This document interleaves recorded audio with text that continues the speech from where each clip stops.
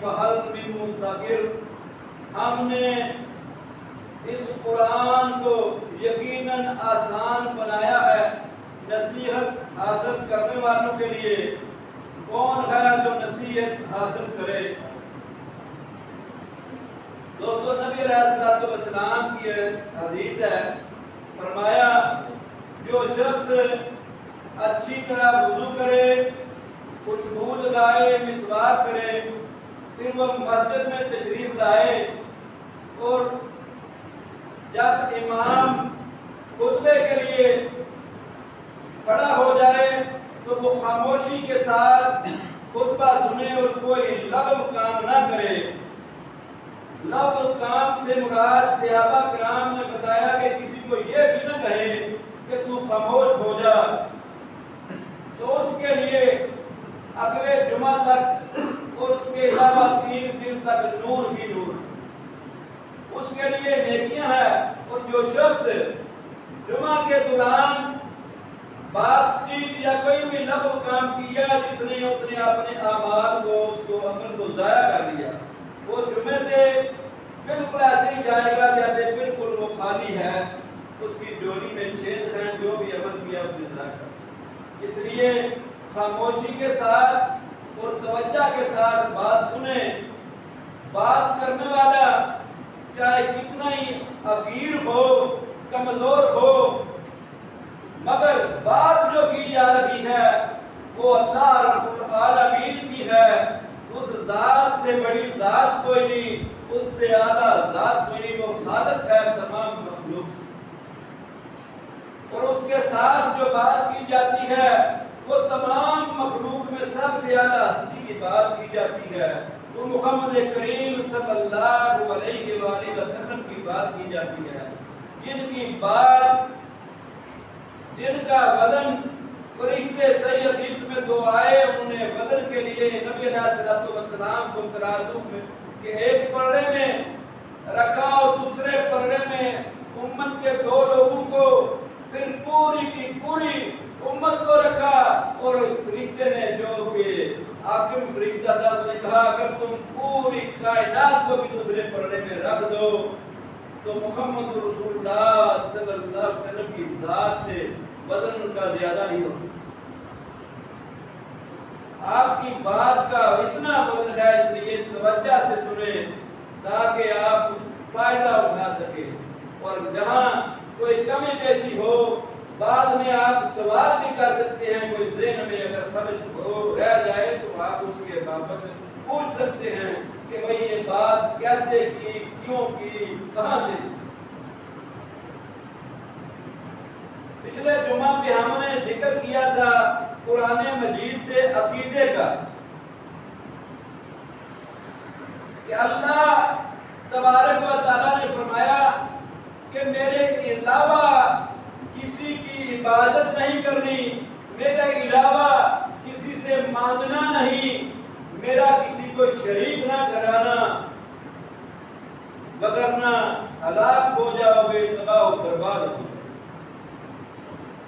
پھر بتایا اللہ تبارک و تعالیٰ کی اس پاک کتاب سے کہ اے لوگو، محمد رسول اللہ کو میں نے تمہارے لیے رہنمائی کے لیے بھیجا، یہ میرا رسول ہے، اس کی اتباع کرنا، جس نے میرے رسول کی اتباع کی اس نے میری اتباع کی، وہی کامیاب ہوگا۔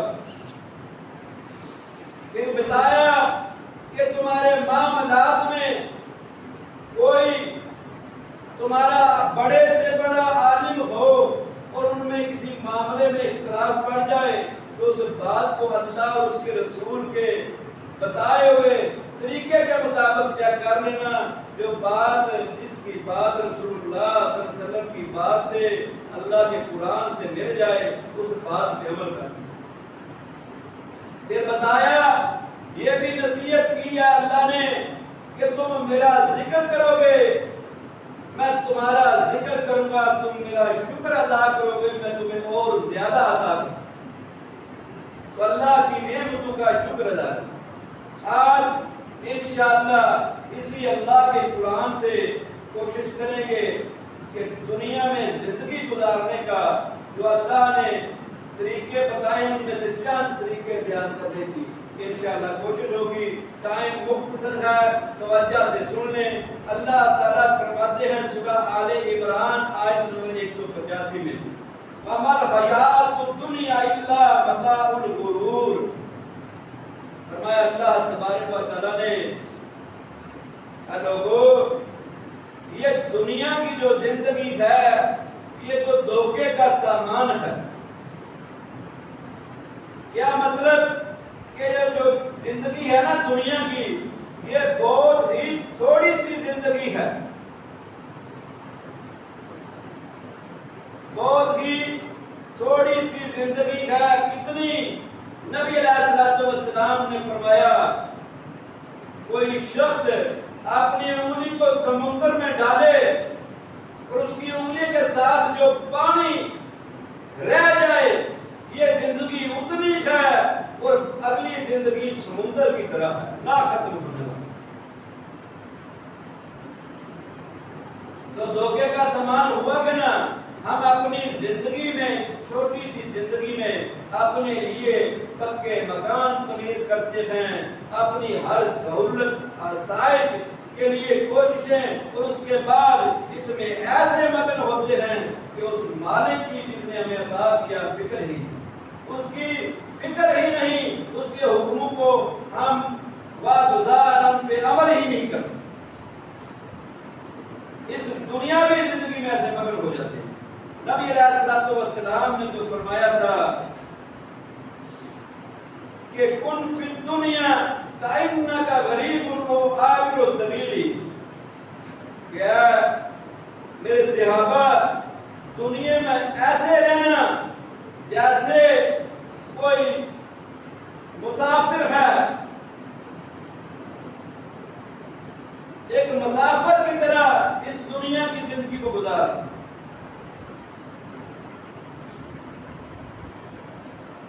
تو ہمیں یہ اپنے آپ پہ غور کرنا پڑے گا. اس میں کوئی شک نہیں کہ اس زندگی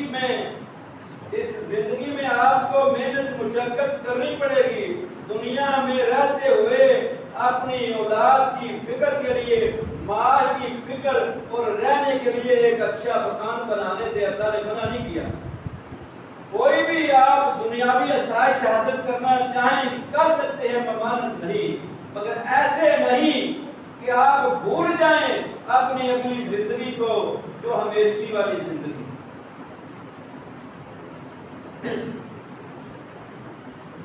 دوسرا جو اللہ تبارک و تعالیٰ نے اس میں نصیحت فرمائی، اللہ فرماتے ہیں سورہ شورى میں آیت نمبر 139 فَكَذَّبُوهُ فَأَغْرَقْنَاهُمْ إِنَّ فِي ذَلِكَ لَآيَةً وَمَا كَانَ أَكْثَرُهُم مُؤْمِنِينَ. فرمایا یہ پچھلی قوم کی مثال دی. فرمایا فَكَذَّبُوهُ انہوں نے بڑھا دیا، فَأَغْرَقْنَاهُمْ پس ہم نے انہیں ہلاک کر دیا. إِنَّ فِي ذَلِكَ لَآيَةٌ اس میں نشانیاں ہیں بہت زیادہ. وَمَا كَانَ أَكْثَرُهُم مُؤْمِنِينَ اور اکثر لوگ جو ہیں وہ ایمان نہیں لاتے ان نشانیوں کو دیکھنے کے بعد. یہ آیت سورہ شورى میں قوم عاد کے متعلق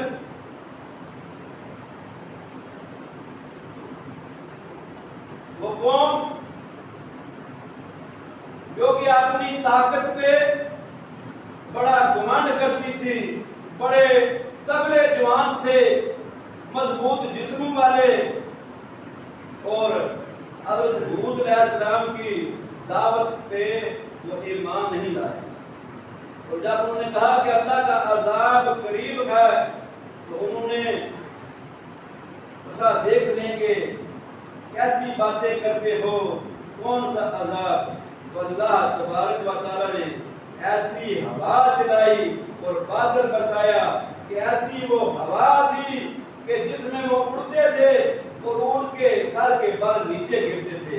اور اللہ تبارک و تعالیٰ نے اس کا ذکر کیا کہ وہ ایسے گرتے تھے جیسے کھجور کے کھوکھلے تنے. تو کسی بات کا انکار کر دینا، اللہ کے احکام کا انکار کر دینا، یہ عذاب کو دعوت دینے کی طرح۔ اللہ تبارک و تعالیٰ نے ہمیں حکم دیا کہ میرے رسول کی اتباع کرنی ہے، تم کامیاب ہو جاؤ، میرے رسول کی پیروی کرنی ہے، ان کے حکموں کو ماننا ہے، کامیاب ہو جاؤ گے۔ جو نبی علیہ السلام کی دعوت کو جھٹلا دیں گے ان کے لیے ہلاکت ہے۔ اور نبی علیہ السلام نے فرمایا کل امتی یدخلون الجنہ الا من ابا۔ صحابہ نے پوچھا بھائی یا ابا یا رسول اللہ صلی اللہ علیہ وسلم، فرمایا من اطاعنی دخل الجنہ ومن عصانی فقد ابا۔ فرمایا ساری میری امت جنت میں جائے گی مگر وہ شخص جنہوں نے انکار کر دیا۔ صحابہ نے پوچھا کون ہے انکار کرنے والے؟ فرمایا جنہوں نے میری اتباع کی، پیروی کی، میرے حکموں کو مانا، میری حدیث پہ عمل کیا، میری سنت پہ عمل کیا، اس کے علاوہ ہر بات کو چھوڑ دیا، وہ شخص جنت میں جائے گا۔ اور جس نے میری نافرمانی کی، اپنے آباء و اجداد کی باتوں پہ چلتے رہے، میری سنت کو چھوڑ کے اپنے مفتیوں کے قولوں پہ عمل کرتے رہے، میری سنت کو چھوڑ کے اپنے قوم قبیلے کی لاج رکھتے ہوئے وہ میری سنت کو چھوڑتے رہے، تو وہ لوگ ہوں گے جنہوں نے میری ذات کا، میری بات کا انکار کیا، اور وہ لوگ ہوں گے جو جہنم میں جانے والے۔ تو اللہ اور اس کے رسول کی بات کو قطعاً جھٹلانا نہیں ہے۔ اگر کسی نے جھٹلا دیا، کسی نے انکار کر دیا، کسی نے ان کا عمل کو چھوڑ کے اپنی خواہش کی پیروی کی، تو یہ وہ لوگ ہوں گے جو خسارے والے ہیں۔ اور اللہ تبارک و تعالیٰ نے فرمایا سورہ لقمان میں وَلَا تَعَصَّرْ خَدَّكَ لِلنَّاسِ وَلَا تَمْشِ فِي الْأَرْضِ مَرَحًا إِنَّ اللَّهَ لَا يُحِبُّ كُلَّ مُخْتَالٍ فَخُورٍ۔ سورہ لقمان ہے، آیت نمبر 18 ہے۔ ایک اور نصیحت کی اللہ تبارک و تعالیٰ نے اس قرآن سے، کتنا آسان ہے، اس کے باوجود ہم لوگ توجہ ہی نہیں کرتے۔ ہم کہتے ہیں بڑا مشکل ہے، ہمارے مولوی صاحب کہتے ہیں بڑا مشکل ہے، گمراہ ہو جاؤ گے۔ تو بھائی ترجمہ پڑھو گے تو پتہ چلے گا نا کہ اللہ کے نام کے ساتھ آپ نے ذبیحہ کرنا ہے، اللہ کے نام کا ذبیحہ کھانا ہے، اس کے علاوہ غیر اللہ کا نام جس پہ لیا جائے وہ حرام ہے۔ کیسے پتہ چلے گا؟ کیسے پتہ چلے گا کہ اللہ تبارک و تعالیٰ نے زمین و آسمان کو پیدا کیا؟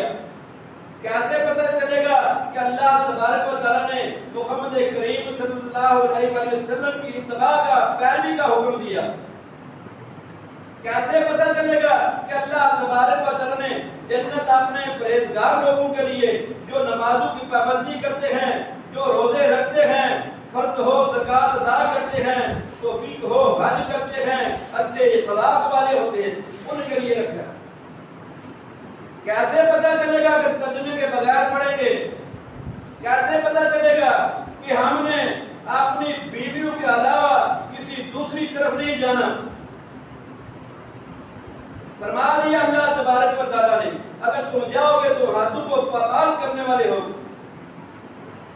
کیسے پتہ چلے گا کہ مجھے زندگی کیسے گزارنی؟ جب ہم اس کو ترجمے کے ساتھ پڑھیں گے۔ یہ قرآن تو بڑا آسان اللہ نے بنایا۔ فرمایا تم لوگوں کو دیکھتے ہوئے اپنی گالوں کو نہ پھیلانا اور زمین پہ اکڑ کے نہ چلنا۔ اللہ تبارک و تعالیٰ کسی ایسے متکبر شہی گورے کو پسند نہیں کرتا۔ گالوں کو پھیلانا مطلب تکبر کرنے والا، بڑا مغروری کے ساتھ اکڑ کے زمین پہ نہیں چلنا۔ یہ اللہ تبارک و تعالیٰ سورہ لقمان میں فرمایا۔ آج آپ دیکھیں کوئی اپنی جوانی پہ کرتا ہے، کوئی اپنی مال پہ کرتا ہے، کوئی اپنے خاندان قبیلے پہ کرتا ہے، کوئی کسی بات پہ کرتا ہے، ہم لوگ تو اکڑ رہے۔ اللہ تو کہہ رہے ہیں بالکل نہیں اکڑ، مغروری نہیں کرنی، تکبر نہیں کرنا، مگر آج کا انسان رونت سے، فرعونیت سے بھرا پڑا. کوئی عہدے کی جس کے پاس اعلیٰ عہدہ آ گیا وہ اس میں تکبر کے ساتھ، بڑی مغروری کے ساتھ مطمئن ہے. کہ ایسے اللہ تو کہہ رہے ہیں بڑی نرمی کے ساتھ رہنا ہے، آپ نے زمین پہ بڑی نرمی کے ساتھ چلنا ہے، تکبر نہیں کرنا، نہ اکڑ کے زمین پہ چلنا. اللہ ایسے لوگوں کو پسند نہیں کرتا. اور نبی علیہ الصلوۃ والسلام نے فرمایا لا يدخل الجنہ من کان فی قلبہ مثقال ذرۃ من کبر. صحیح مسلم کی 91 نمبر روایت ہے. فرمایا نبی علیہ الصلوۃ والسلام نے وہ شخص داخل ہی نہیں ہوگا جنت میں جس کے دل میں ایک ذرے کے برابر، مثقال ذرہ، ایک ذرے کے برابر بھی تکبر آ گیا، وہ شخص جنت میں داخل نہیں ہو سکے. اللہ تبارک و تعالی مجھے اور آپ کو قرآن پاک کو سمجھنے کی توفیق عطا فرمائے اور سمجھ کے عمل کرنے والا بنائے.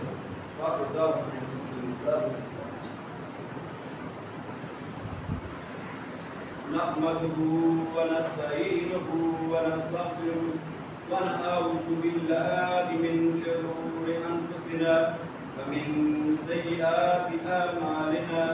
من يهده الله فلا مضل له ومن يضلل فلا هادي له. ونشهد أن لا إله إلا الله ونشهد أن محمدا عبده ورسوله. أما بعد فإن خير الحديث كتاب الله وخير الهدي هدي محمد صلى الله عليه وآله وسلم. وشر الأمور محدثاتها وكل محدثة بدعة وكل بدعة ضلالة وكل ضلالة في النار. دوستو، اللہ تبارک و تعالیٰ نے پورے کا پورا قرآن ہمارے لیے نصیحت بنایا، مگر یہ ہماری کم بختی ہے، نالائکی ہے، کمزوری ہے، سستی ہے کہ ہم لوگ قرآن پاک سے اپنے لیے سبق حاصل کریں.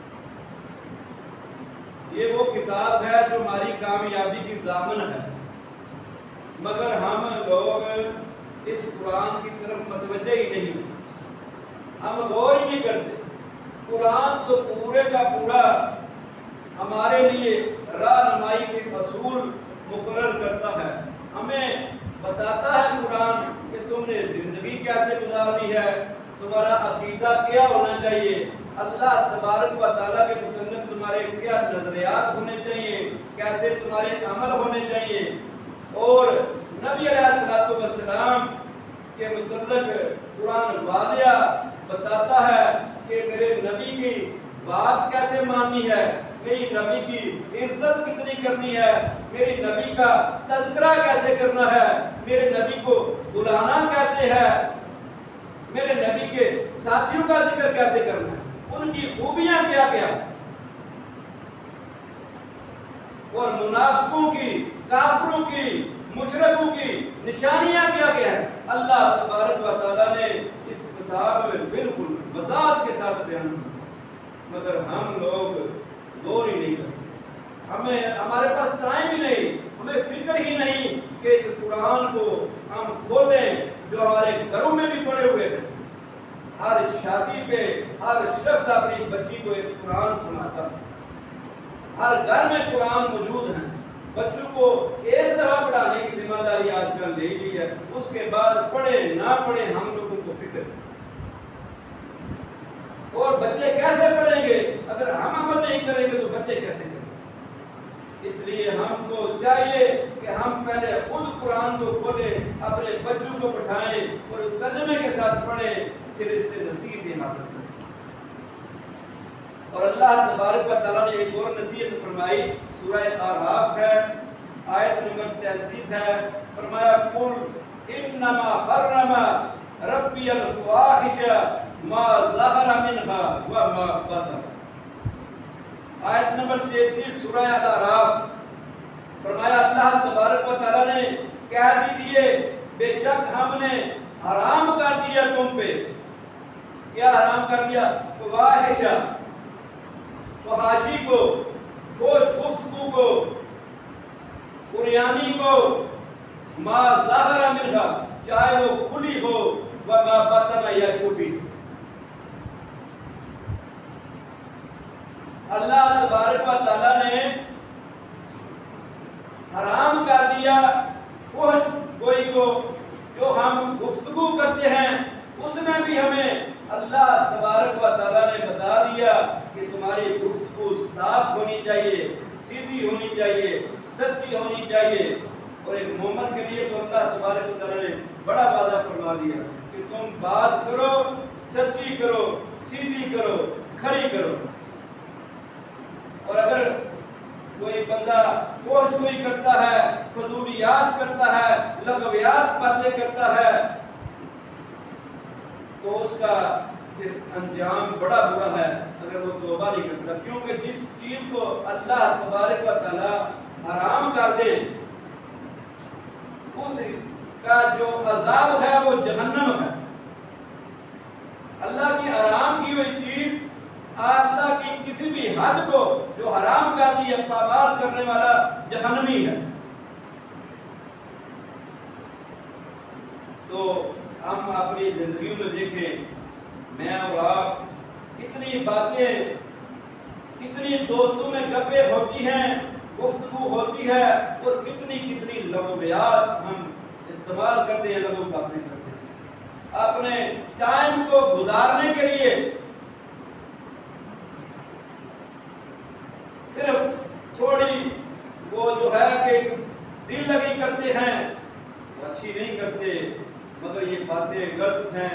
अल्लाह ने वादे बता दिया कि हराम बातें हैं, अगर तुम करोगे तो फिर जहन्नमी।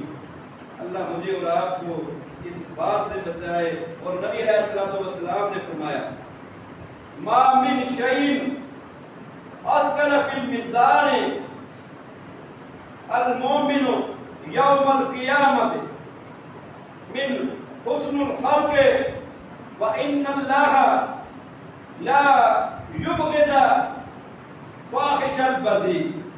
फरमाया रसूलुल्लाह सल्लल्लाहु अलैहि वसल्लम ने, सुनन तिरमिज़ी की 2002 नंबर हदीस, सही हदीस,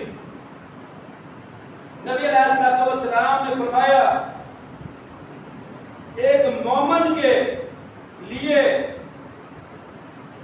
उसके इखलाक से, अच्छे इखलाक से बारी कोई भी चीज नहीं होगी। मीज़ान में कल क़यामत के दिन जब वजन किया जाएगा तो तराजू में जो नेकियां होंगी, तो उसकी नेकियों में जो सबसे वजनी नेकी होगी वो उसके अच्छे इखलाक की होगी, अच्छी गुफ्तगू की होगी। फरमाया सबसे वजनी नेकी होगी, मा मिन शैइन इस्कलु फिल मिज़ानिल मोमिन यौमल क़ियामत मिन हुस्निल खल्क़। अच्छे इखलाक की नेकी जो है वो सबसे भारी होगी, इससे बड़ी भारी नेकी कोई नहीं। नबी अलैहिस्सलातु वस्सलाम व इन्नल्लाह, और बेशक अल्लाह तबारक व तआला ले युबग़िज़ुल फ़ाहिशल बज़ी। फरमाया अल्लाह तबारक व तआला फोश गोई और बद ज़बान से बुग़्ज़ रखता है, उससे नफरत करता है, बुग़्ज़ रखता है।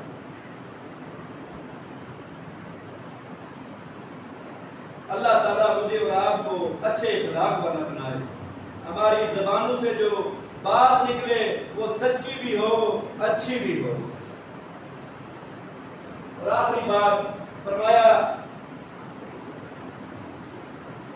सूरत मुतफ़्फ़िफ़ीन में कि हलाकत है उनके लिए जो अपने तरफ जब माल लेते हैं तो पूरा ले लेते हैं, जब देते हैं तो उसमें कमी कर देते हैं, वज़न में कमी कर देते हैं। और नबी अलैहिस्सलातु वस्सलाम ने फरमाया कि अज़ाब अल्लाह का उनके लिए ये है जो माप तौर में कमी पेशी करते हैं कि उन पे अल्लाह तबारक व तआला ज़ालिम हुक्मरान मुसल्लत कर देते हैं। अल्लाह ताला हम सबको सही मानों में अमल करने वाला बनाए और ऐसे ज़ालिम हुक्मरानों से बचने के लिए हमें अपने इखलाक को दुरुस्त करना पड़ेगा। अल्लाह ताला मुझे और आपको अमल की तौफीक दे। सुभान रब्बिका रब्बिल इज़्ज़ति अम्मा यसिफून व सलामुन अलल मुरसलीन वल्हम्दुलिल्लाहि रब्बिल आलमीन।